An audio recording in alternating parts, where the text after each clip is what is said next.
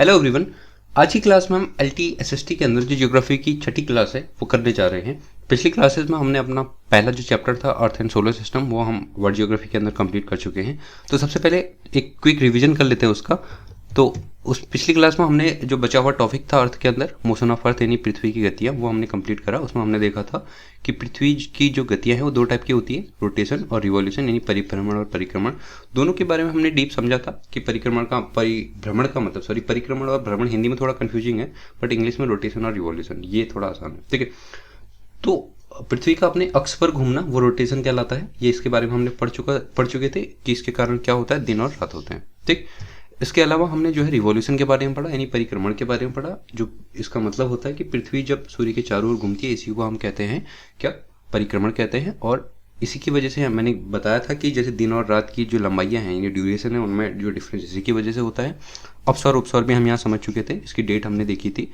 और ये भी हम समझ चुके थे कि इसके कारण कैसे अलग अलग ऋतुएं होती है। ठीक है, एक चीज़ और हमने समझी थी इसमें कि विंटर सोलिस्टिक क्या है जिसको हम शीतायनांत कहते थे, इक्विनॉक्स क्या है विषुव जिसको हम कहते थे, समर सोलिस्टिक यानी जिसको हम ग्रीष्मायनांत कहते थे, और विषुव ये क्या है और कब कब होते हैं ये हम समझ चुके थे। एक चीज़ मैंने लास्ट में ये भी बताई थी कि जो ऋतुएं हैं उसके दो बड़े कारण होते हैं, एक है आपका परिक्रमण होना और दूसरा है अपने अक्ष पर पृथ्वी का झुकाव होना। ठीक है, दोनों इंपॉर्टेंट है। इसके बाद ये चैप्टर हमारा कंप्लीट हो गया था। तो आज जो है हम अपना नेक्स्ट चैप्टर करेंगे।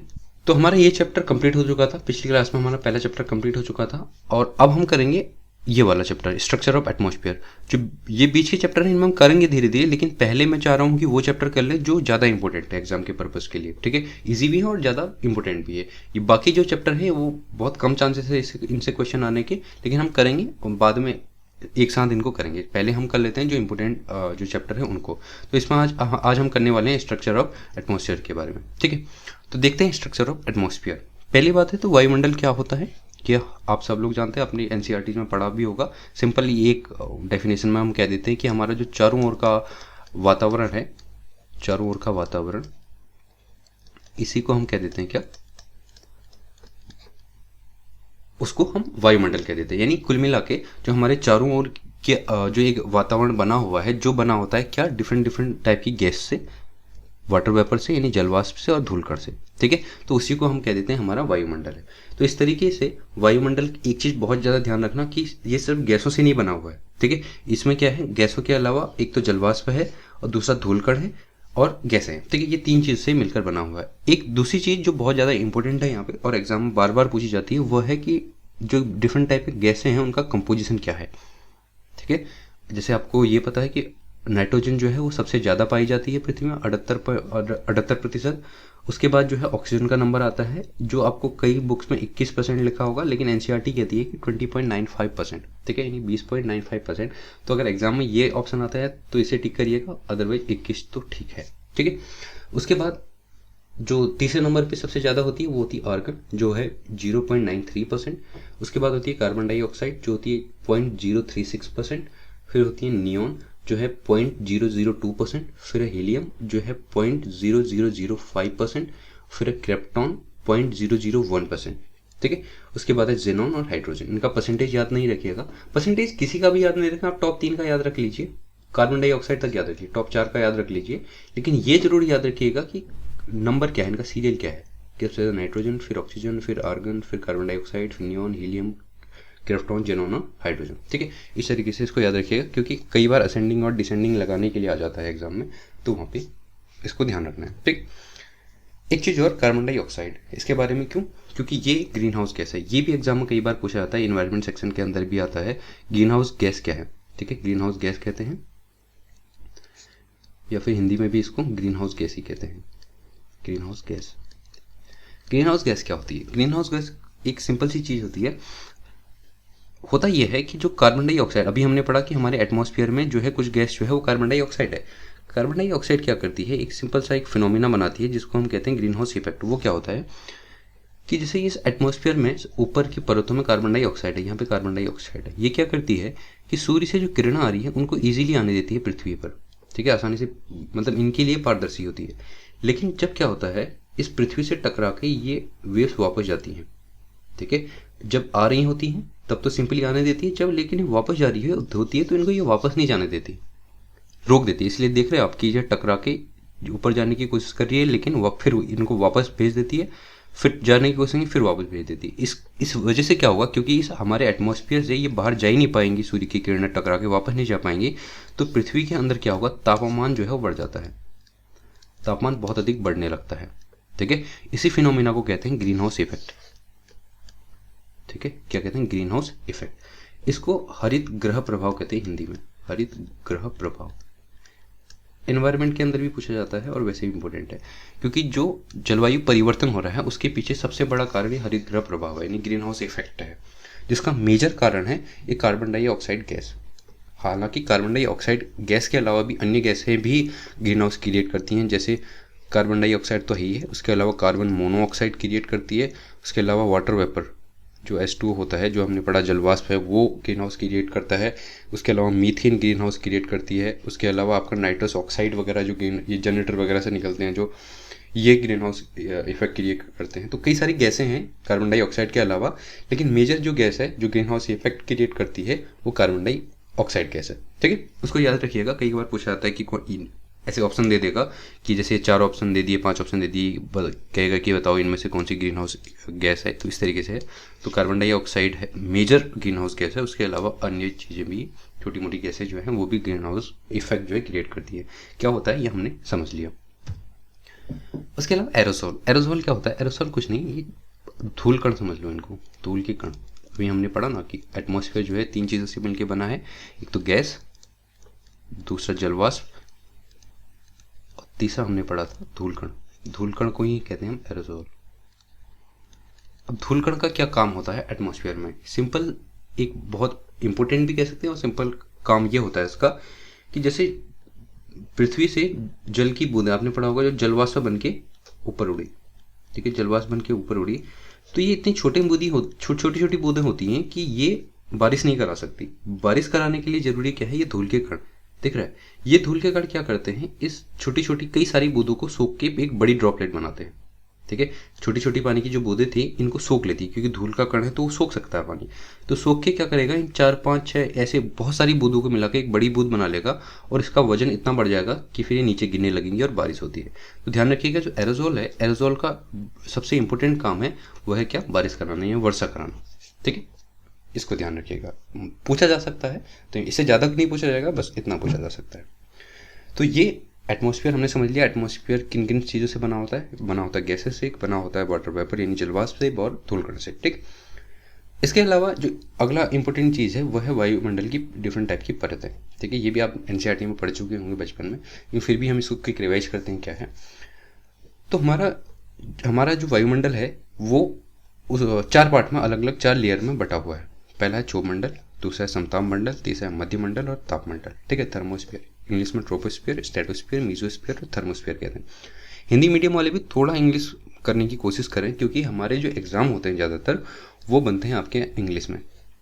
ठीक है, मैं खुद हिंदी मीडियम से हूँ, लेकिन इंग्लिश करना इसलिए ज़रूरी हो जाता है कि मैक्सिमम एग्ज़ाम जो होते हैं वो इंग्लिश में छपते हैं और हिंदी में उनका ट्रांसलेशन होता है। और हिंदी में अगर वो ट्रांसलेट होते हैं तो वो इस तरीके के ट्रांसलेट हो जाते हैं कई बार कि वो हिंदी में उनका मीनिंग नहीं निकल पाता। तो उस टाइम पे अगर हम इंग्लिश शब्दों से वाकिफ़ हैं तो हम वहाँ पे क्या कर सकते हैं, इंग्लिश वाला वर्जन देख के उसको सही कर सकते हैं। और एग्ज़ाम जब आप देने जाओगे उसके फ्रंट पेज में ये लिखा भी होता है कि अगर हिंदी इंग्लिश ट्रांसलेशन में कहीं गलती पाई गई तो इंग्लिश वाला वैलिड माना जाएगा।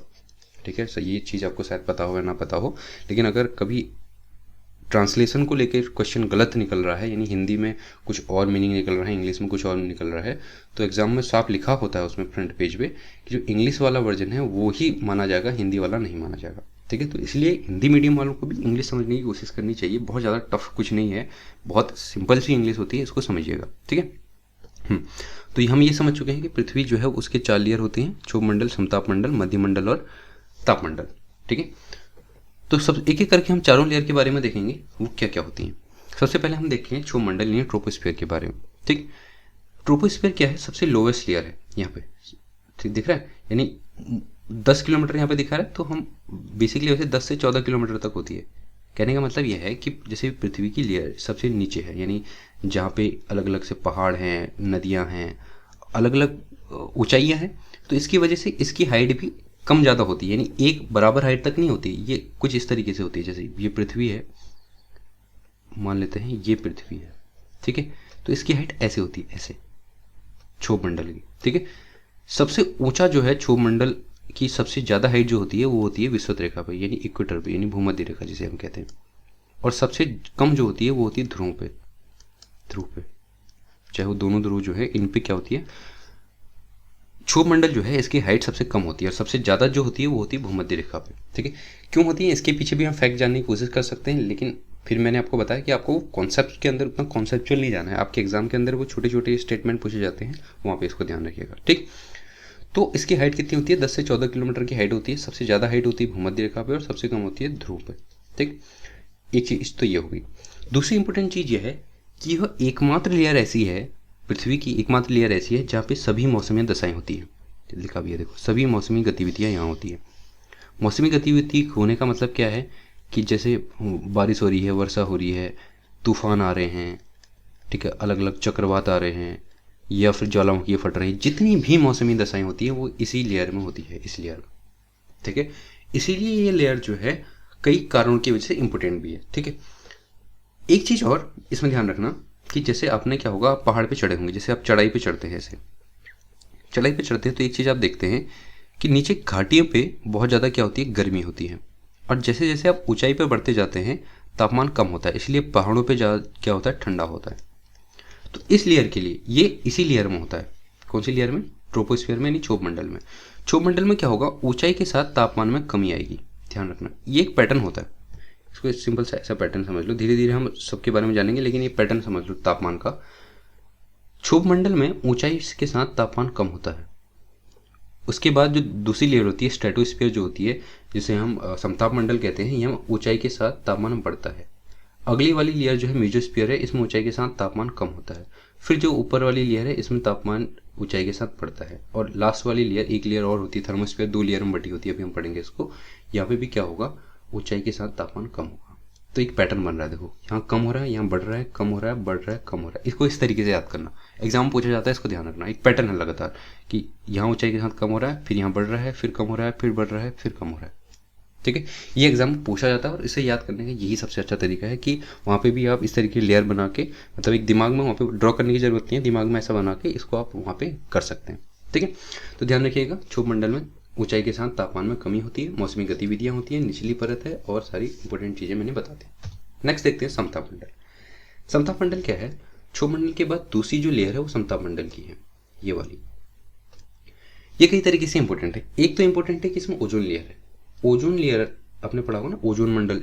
इसकी वजह से क्या होता है कि जो सूर्य से आने वाली पराबैंगनी किरणें हैं वो हमारे पृथ्वी तक नहीं पहुंच पाती, तो वो जो ओजोन मंडल है वो इसी समताप मंडल में, ये क्वेश्चन में पूछा जाता है। तो 90% ओजोन जो है इसी मंडल में है और 10% यहाँ भी है। अब ये भी पूछा जाता है, ध्यान रखिएगा। कई बार क्या होता है, एग्जामिनर टेस्ट करने के लिए आपको यहाँ पे समताप मंडल ऑप्शन ही नहीं देगा, तो इस टाइम पे क्षोभ मंडल आपका आंसर हो जाएगा, क्योंकि कुछ जो क्षोभ मंडल की जो ऊपरी लेयर होती है यहाँ पे, इसमें कुछ ओजोन होती है, ठीक है। 90% ओजोन समताप मंडल में ही होती है। हालांकि अगर समताप मंडल और क्षोभ मंडल दोनों ऑप्शन में है तो आंसर समताप मंडल ही होना है, ठीक है। लेकिन अगर समताप मंडल जब ऑप्शन नहीं है तो आप क्षोभ मंडल को यहाँ पे लगा सकते हैं, क्योंकि कुछ ओजोन जो है इसमें भी, यानी क्षोभ मंडल में भी पाई जाती है, ठीक है। तो एक तो इसकी इंपॉर्टेंस इसलिए हो गई कि यहाँ पे ओजोन लेयर है जो पृथ्वी पर पराबैंगनी किरणों को आने से रोकती है, सबसे इंपॉर्टेंट चीज़। दूसरी चीज़ ये है कि यहाँ पे कोई मौसमी गतिविधियाँ नहीं है। मौसम गतिविधियाँ मतलब यहाँ पे कोई बारिश नहीं होती, यहाँ पे किसी तरीके की तूफान नहीं आते, चक्रवात नहीं आते। तो इसकी वजह से जो है, जो हवाई जहाज़ हैं, ठीक है, हवाई जहाज़ हैं इसी लेयर में उड़ते हैं। तुमने देखा होगा ना, हवाई जहाज़ बहुत ऊंचाई पर उड़ते हैं, इसी लेयर में उड़ते हैं। क्यों? क्योंकि यहाँ पे किसी तरीके की मौसमी गतिविधियाँ नहीं है। यहाँ उड़ेंगे तो क्या होगा, कभी बारिश आ रही है, कभी तूफान आ रहे हैं, तो उससे प्लेन क्रैश हो सकता है, उसमें प्रॉब्लम आ सकती है। तो इस वजह से क्या होता है, बहुत ज़्यादा हाइट पर उड़ते हैं, यानी इसी समताप मंडल पे उड़ते हैं जहाँ पे मौसमी गतिविधियाँ नहीं होती हैं, ठीक है। और इसके अलावा मैंने ये भी बता दिया कि जैसे हम ऊंचाई पर जाएंगे इसमें तापमान क्या होगा, बढ़ेगा। अब बढ़ेगा क्यों? क्योंकि ओजोन लेयर है। ओजोन लेयर क्या कर रही है, सूर्य की किरणों को आने से, जो पराबैंगनी किरणें हैं उनको रोक रही है। रोकने की वजह से इस लेयर का तापमान ऑटोमेटिकली बढ़ जाएगा, ठीक है। क्लियर है? तो यहाँ पे देख लेते हैं क्या लिखा हुआ है। तो एक तो मैंने बता दिया कि बादलों से मुक्त है और मौसमी की जो घटना है वो कोई नहीं होती, इसीलिए यहाँ पे जो है उड़ान भरते हैं जो भी हवाई जहाज है इसी एरिया में उड़ते हैं, ठीक। इसमें ओजोन परत होती है, परत होती है जो सूर्य की किरणों, हानिकारक किरणों से हमें बचाती है, ये भी हम पढ़ चुके हैं। उसके अलावा परावैंगनी प्रकाश को अवशोषित करते हैं, गर्मी परिवर्तित करते हैं, इसीलिए तापमान में वृद्धि होती है। ये भी मैं आपको बता चुका हूँ। जैसे हम ऊंचाई में जाएंगे तो यहाँ तापमान जो है वो बढ़ेगा, ठीक है। बढ़ने की वजह क्या है, ओजोन लेयर है, ठीक है, सिंपल। तो ये लेयर भी हो गई। नेक्स्ट लेयर देखते हैं मेसोस्फीयर यानी मध्यमंडल, यानी इस स्ट्रेटोस्फीयर की ये इससे ऊपर वाली लेयर। बहुत ज़्यादा इंपॉर्टेंट नहीं है, बस एक चीज़ इंपॉर्टेंट है। देखो, एक तो ये है कि ये इतनी हाइट पे है, जैसे ये मैंने ये बताया था 10 से 14 किलोमीटर तक है। इस 10 से 14 किलोमीटर के बाद जो है, या 50 से 60 किलोमीटर, ये 50 से 60 किलोमीटर ऐसे हैं, हाँ ध्यान रखना, यहाँ पे कई लोग कन्फ्यूज कर जाते हैं। इस यहाँ से 50-60 नहीं है, 50-60 नीचे से है, यानी कुल लेंथ अगर हम इसकी कहें तो 10 से 40 है, 10 से 50 है, यानी कुल 40 किलोमीटर की रेंज है। हालांकि ये करेक्ट नहीं होता, ज्योग्राफी इतनी आसान नहीं होती जितना ये दिखती है कि बिल्कुल 50 किलोमीटर पे स्ट्रेटोस्फीयर खत्म हो जाएगी, नहीं, ये मोटा मोटा एवरेज इसको माना जाता है, ठीक है। क्योंकि हम कह सकते हैं वायुमंडल जो है इतना एक वर्सटाइल फिनोमिना है जिसको आज तक कंप्लीटली समझा ही नहीं जा सकता। अगर आप हायर जियोग्राफी के अंदर पढ़ेंगे तो आप ये समझेंगे कि कई सारे फिनोमिना हैं एनवायरनमेंट के, पढ़े ही नहीं जा सके अभी तक। तो ये तो एक मोटा मोटा माना गया है। इसकी हाइट कभी पूछी नहीं जाती, लेकिन अगर पूछी जाए तो इसको ध्यान रखिएगा कि 10 किलोमीटर के बाद ऊपर 40 किलोमीटर तक, यानी टोटल तब 50 आएगा, क्योंकि नीचे से 10 था तो ये 50 तक, यानी टोटल 40 किलोमीटर की रेंज है, ठीक है। तो ये स्ट्रेटोस्फीयर है, यहाँ से ऊपर यानी 80 किलोमीटर तक की ऑलमोस्ट तक मेसोस्फीयर पाई जाती है, मध्यमंडल। इसकी खासियत क्या है, एक तो ये है कि जैसे मैंने पैटर्न क्या बताया था, मैंने कहा था यहाँ ऊंचाई पर तापमान जो है कमी होती है, यहाँ तापमान बढ़ता है, यहाँ क्या होगा, वापस से तापमान गिरेगा। गिरने का मतलब क्या होता है, क्योंकि ये बहुत हाइट पे हुआ है तो इतना गिर जाता है, इतना गिर जाता है, क्योंकि यहाँ का तापमान जो है इसकी ऊंचाई यहाँ तक पहुँचने तक -90 से 100 डिग्री सेल्सियस तक पहुँच जाता है, इतना ठंडा ये लेयर होती है। हमारे जितना भी हमारी ये नीचे की लेयर है, इनमें सबसे ठंडी लेयर जो है आपकी मध्यमंडल ही है, ठीक है। इसकी वजह से भी क्या होता है, अब जब स्पेस साइंस वगैरह अगर आपने थोड़ी बहुत जानकारी होगी, तो जैसे हमारे जो रॉकेट वगैरह होते हैं, अगर उनको नीचे उतारना हो, ठीक है, इंडिया तो अभी नहीं उतारता है, जैसे स्पेस एक्स वगैरह है, नासा की है, ये जब अपने अंतरिक्ष यात्रियों को ऊपर छोड़ के वापस आते हैं तो ये वाली लेयर सबसे खतरनाक होती है। क्यों, क्योंकि ऊपर तापमान ठीक था, नॉर्मल था, अब यहाँ पे एकदम टेम्परेचर गिरेगा, जिसकी वजह से वो क्या होता है, उसमें आग लगने की संभावनाएं होती है, ठीक है। एग्जाम के लिए इतना इंपॉर्टेंट नहीं है, बस मैं बीच में आ गया था, मैंने समझा दिया, ठीक है। तो एक तो इसकी क्या है कि इसमें तापमान ऊंचाई के साथ ठंडा हो जाता है, और इतना ठंडा है कि कभी कभार इसका टेम्परेचर जो है -90 डिग्री तक चला जाता है। इसमें इतना ही है मध्यमंडल में, और ज़्यादा कुछ है नहीं। नेक्स्ट लेयर है थर्मोस्फीयर। एक तो ये समझो, थर्मोस्फीयर को दो पार्ट में हम डिवाइड कर सकते हैं। कौन कौन से पार्ट में, एक होती है नीचे वाली जो लेयर होती है उसको कहते हैं आयन मंडल, यानी आयनोस्फीयर, जो आपने पढ़ी होगी एनसीईआरटी में, और ऊपर वाला पार्ट इसको कहते हैं एक्सोस्फीयर, ठीक है, एक्सोस्फीयर यानी वायुमंडल। ये आपका वायुमंडल होता है, ये होता है आपका आयन मंडल, ठीक है। इसको दो पार्ट में हम थर्मोस्फीयर को डिवाइड कर सकते हैं, यानी कुछ ऐसे डिवाइड कर लूँ मैं, तो ये हो गया आपका आयन मंडल और ऊपर हो गया आपका वायुमंडल, ठीक है। दो लेयर में इसको हम बांट सकते हैं। आयन मंडल क्यों इंपॉर्टेंट है, आयन मंडल इसलिए इंपॉर्टेंट है कि इसमें क्या होते हैं, अलग अलग आयन होते हैं। कहोगे आप आयन क्या होता है, आपने साइंस में पढ़ा होगा। आयन का मतलब जैसे जिसमें चार्ज होता है, जैसे नेगेटिव चार्ज है या पॉजिटिव चार्ज है, ऐसा कुछ, ठीक है। तो ये आयनों की वजह से क्या होता है कि पृथ्वी से जो हम रेडियो और टीवी का प्रसारण होता है, इन आयनों से संभव हो पाता है। जिसे ध्यान से समझना, हमारे छत के अंदर एक ऊपर एक एंटीना ऐसी लगी होती है, गोल गोल एंटीना लगी होती है। ये क्या कर रहा है, कुछ जो रेडिएशन आ रही है उनको कैच कर रहा है। होता है कुछ ऐसा है, जैसे दिल्ली है या यहाँ से प्रसारण अगर हो रहा है, उस उनके ऊपर भी ऐसी एंटीना लगी होती है। ये क्या करता है, उन जो प्रसारण के लिए जो सिग्नल्स हैं उनको भेजता है ऐसे, ठीक है। इस आयन मंडल से टकरा के इन वापस नीचे आती हैं और हमारी छतों पे लगी एंटीना इसको कैच करती है। तो इस तरीके से जो अगर यहाँ आयन नहीं होते तो ये सीधे ऊपर चली जाती, लेकिन ये आयन क्या होती है, टकरा के इनको नीचे भेजते हैं, जिससे रेडियो और टीवी का प्रसारण संभव हो पाता है। एक तो इसलिए ये आयन मंडल इंपॉर्टेंट हो गया, ठीक है, इसको बहुत ज़्यादा ध्यान रखना। दूसरा, ये आयन मंडल इंपॉर्टेंट है अरोरा लाइट्स के लिए। आप कहोगे अब अरोरा लाइट क्या होती है। अरोरा लाइट को पोलर लाइट या ध्रुवीय लाइट भी कहा जाता है, ध्रुवीय लाइट। अब ये होती क्या है, एक्चुअल में एक फिनोमिना है, ठीक है। विश्व में ऐसे कई सारे फिनोमिना हैं जो बहुत विचित्र हैं। पृथ्वी देखो, दो ध्रुव है इसके, एक उत्तरी ध्रुव है, एक दक्षिणी ध्रुव है, ठीक है। तो इन दोनों ध्रुव पे हर साल या फिर मतलब इसका कोई फिक्स टाइम नहीं है, तो ऐसा कुछ होता है कि यहाँ पे अलग अलग से आसमान बहुत जो है एक अलग सी लाइट जनरेट करता है, ऐसा समझो। ये ये दिख रहा है। तो ये जो है पोल पे ऐसे आसमान जो है हरा पीला नीला अलग अलग लाइट क्रिएट करने लगता है। ये सिर्फ होता कहाँ पे, ध्रुव पे। कहाँ पे होगा, ध्रुव पे। तो इन्हीं लाइट्स को कहते हैं, जब आसमान ऐसा दिखाई देने लगता है, इन्हीं लाइट को कहते हैं ऑरोरा लाइट। Aurora light. और ऑरोरा लाइट जो है वो दो टाइप की होती है, जैसे मैंने बताया ध्रुव पे होते हैं। ध्रुव तो दो ध्रुव होते हैं, उत्तरी ध्रुव और एक दक्षिणी ध्रुव। तो उत्तरी ध्रुव पे इन लाइट को कहा जाता है ऑरोरा ऑस्ट्रेलिसिस, सॉरी ऑरोरा बोरियलिसिस, बोरियलिस। और दक्षिणी ध्रुव पे इनको कहा जाता है ऑरोरा ऑस्ट्रेलियालिस, ऑस्ट्रेलिस। ठीक है, इंपॉर्टेंट है, इनको भी ध्यान रखना। तो ये मैंने यहाँ पे क्यों बताया, क्योंकि ऑरोरा लाइट जो है ये क्या होती हैं, आयन मंडल में ही दिखती हैं। आयन मंडल में दिखती है का क्या मतलब है, तो कहोगे जमीन से दिख रही है। कहने का मतलब है ये दिख तो रही है आसमान में, लेकिन ये क्षोभ मंडल या समताप मंडल में नहीं है, ये आयन मंडल में ही है। दिख जो है नीचे जमीन से ही रही हैं, लेकिन जनरेट जो होती हैं वो आयन मंडल में होती है, इसलिए इंपॉर्टेंट है। ठीक है, तो मैंने बता दिया क्या कि एक तो आयन होते हैं, सॉरी जो थर्मोस्फीयर है इसको दो पार्ट में डिवाइड करते हैं, आयन मंडल और बाह्य मंडल। और आयन मंडल में आयन होते हैं, अलग अलग पॉजिटिव और नेगेटिव चार्ज होते हैं, जो टीवी और रेडियो सिग्नल जो है उनको कैच करते हैं और प्रसारण संभव बनाते हैं। और दूसरा ऑरोरा लाइट्स होती है, जिसको उत्तरी ऑरोरा लाइट और दक्षिणी लाइट कहते हैं। और उनका मैंने नाम भी बता दिया कि उत्तरी ध्रुव पे इसको कहते हैं ऑरोरा बोरियलिस और दक्षिणी ध्रुव पे कहते हैं ऑरोरा ऑस्ट्रेलिस।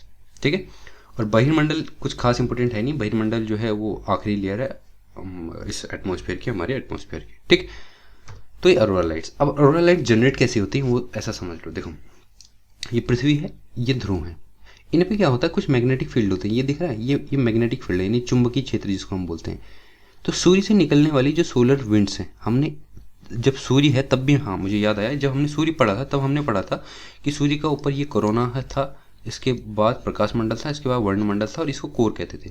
तो मैंने बताया था कि जो प्रकाश मंडल है इससे क्या होती है, जो हमने ये पढ़ा था कि इसको कहते हैं सौर कलंक, यानी सौर के धब्बे, वहाँ से ये सोलर इरप्शन होता है, जैसे सोलर फ्लेयर्स निकलती हैं। ठीक है, सौर कलंक बाहर निकलते हैं और इन्हीं सौर कलंक जो है ये पृथ्वी की तरफ बढ़ते हैं। और अब देखो अगर ये ध्रुव पे मैग्नेटिक फील्ड ना हो तो ये पृथ्वी पर आ जाएंगे और पृथ्वी को बहुत ज़्यादा नुकसान पहुंचाएंगे। लेकिन क्योंकि भगवान ने ऐसा स्ट्रक्चर ही ऐसा कुछ बनाया है कि ये सोलर फ्लेयर्स को क्या करते हैं, ये उत्तरी और दक्षिणी ध्रुव इनको अपनी ओर खींचते हैं और कैप्चर कर लेते हैं, उसी वजह से ये लाइट्स दिखती है अलग अलग। तो कुल मिला के ये जो सूर्य से सोलर इरप्शन हो रहा है, यही जो है मैग्नेटिक फील्ड जो है पृथ्वी का ये कैप्चर करते हैं और यही जो है उत्तरी और दक्षिणी ध्रुव पर क्या दिखती है, लाइट्स दिखती है। और इसके बारे में मैंने बता दिया था क्या कि नॉर्दर्न गोलार्ध में इसको ऑरोरा बोरियलिस और दक्षिणी गोलार्ध में इसको ऑरोरा ऑस्ट्रेलिस कहा जाता है। ठीक, सिंपल सा था। तो इस तरीके से आज हम जो है अर्थ अपना दूसरा चैप्टर यानी स्ट्रक्चर ऑफ एटमॉस्फेयर हम पढ़ चुके हैं। ठीक है, हमने क्या क्या पढ़ा, क्विकली एक बार देखते हैं हमने क्या पढ़ा। हमने पढ़ा था आज की क्लास के अंदर, पहले तो हमने पढ़ा कि किस किस चीज़ से बना होता है। 3 चीज़ से मिलकर हमारा एटमॉस्फेयर बना है, गैस से, वाटर वेपर से और डस्ट से। ठीक है, और ये परसेंटेज याद रखिएगा, ये बहुत ज़्यादा इंपॉर्टेंट है। उसके अलावा कार्बन डाइऑक्साइड क्या है, ग्रीन हाउस गैस है, इसके बारे में पढ़ा था। ग्रीन हाउस गैस कुछ और भी है कार्बन डाइऑक्साइड के अलावा, ये भी हम पढ़ चुके हैं। एरोजोल के बारे में पढ़ा था कि धूलकण होते हैं, क्या करते हैं, बारिश में बहुत ज़्यादा योगदान देते हैं। इसके अलावा इसकी लेयर्स के बारे में पढ़ा था, विभिन्न परतें जो पृथ्वी की होती है, क्षोभ मंडल, समताप मंडल, मध्य मंडल और ताप मंडल, 4 परत होती है और चारों के बारे में हमने बारी बारी ये पढ़ चुके थे। ठीक है, इसका वो टेम्परेचर वाला मैंने बताया था, उसको जरूर याद रखना कि कैसे पैटर्न बनता है कि क्षोभ मंडल में ऊंचाई पर के साथ तापमान घटता है, समताप में बढ़ता है, फिर यहाँ घटता है, फिर बढ़ेगा, इस तरीके से होता है। ठीक है, ऑरोरा लाइट्स हमने पढ़ लिया क्या होती हैं। तो इस तरीके से ये जो हमारा दूसरा चैप्टर है ये कंप्लीट हुआ। ठीक है, तो हमारे 2 चैप्टर अब कंप्लीट हो चुके हैं। अब क्विकली हम, क्योंकि एक रिदम बन चुका है, तो हम जो है क्विकली अपने जो चैप्टर है उनको कंप्लीट करेंगे और अपना सिलेबस जल्दी से कंप्लीट करेंगे तो आपके एग्जाम तक। ठीक है, सिलेबस कंप्लीट कराने की हमारी जिम्मेदारी रहेगी। और बाकी इनसे कोई भी डाउट्स होते हैं तो डाउट सेशन भी लिया जाएगा और तब तक आप क्या कर सकते हैं, व्हाट्सएप से 24/7 कभी भी आप हमसे क्वेश्चन पूछ सकते हैं। तो आज के लिए इतना ही। Thank you so much for joining us. मिलते हैं नेक्स्ट क्लास में। आज के लिए इतना ही। Thank you.